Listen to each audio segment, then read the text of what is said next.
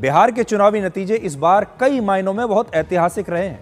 नीतीश कुमार के 20 साल के शासन के बाद बिहार से जंगल राज का ठप्पा अब हट चुका है, लेकिन बिहार को जातीय राजनीति की प्रयोगशाला हमेशा से माना जाता था और कहा जाता था कि बिहार में तो सिर्फ जाति के नाम पर ही वोट पड़ेगा, चाहे कुछ हो जाए।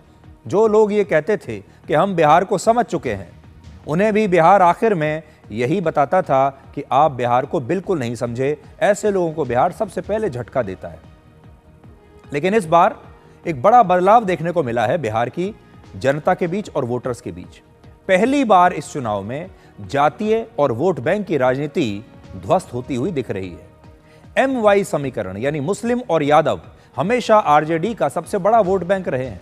इस बार यादव जाति के 28 विधायक चुनाव जीते हैं, 28 उम्मीदवार चुनाव जीते हैं यादव जाति के, जबकि 2020 में यादव विधायक 55 थे। आप सोचिए, इस बार 55 से सीधे 28 हो गए हैं यादव। इस बार सिर्फ 11 मुस्लिम नेता चुनाव जीते हैं, जबकि 2020 में 14 मुस्लिम विधायक जीते थे। तो ये जो MY फैक्टर है, यादव विधायक 55 से 28 हो गए और मुस्लिम विधायक 14 से अब 11 रह गए। इस बार 32 राजपूत विधायक जीते हैं। देखिए, इस बार 32 राजपूत उम्मीदवार जीत कर आए हैं, जबकि 2020 में यह संख्या सिर्फ 18 थी। तो राजपूत 18 से 32 हो गए। कुर्मी जाति के इस बार 25 नेता जीते हैं, जबकि 2020 में सिर्फ 10 कुर्मी विधायक थे। खुद नीतीश कुमार भी कुर्मी जाति से आते हैं।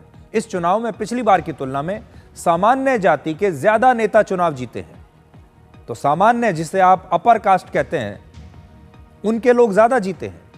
इसके अलावा वो पिछड़ी जातियां जो RJD की वोट बैंक नहीं थी, उनका प्रदर्शन भी इस बार अच्छा रहा है। और इन आंकड़ों से साफ पता चलता है कि लालू यादव का MY समीकरण अब टूट रहा है।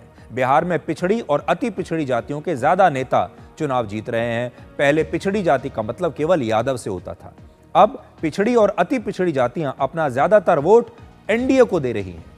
लालू यादव के शासनकाल में बिहार में एक बड़ा विवादित नारा दिया गया था, जो था भूरा बाल साफ करो। ये भूरा बाल जो है, इसका क्या मतलब है?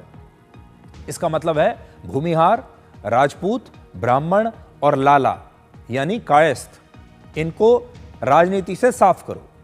लालू यादव के इस पुराने राजनीतिक फॉर्मूले से बिहार अब बाहर निकल चुका है। इस बार बिहार ने भूरा बाल साफ नहीं किया है और इस बार चुनाव में सामान्य वर्ग के ज्यादा नेताओं को जीत मिली है।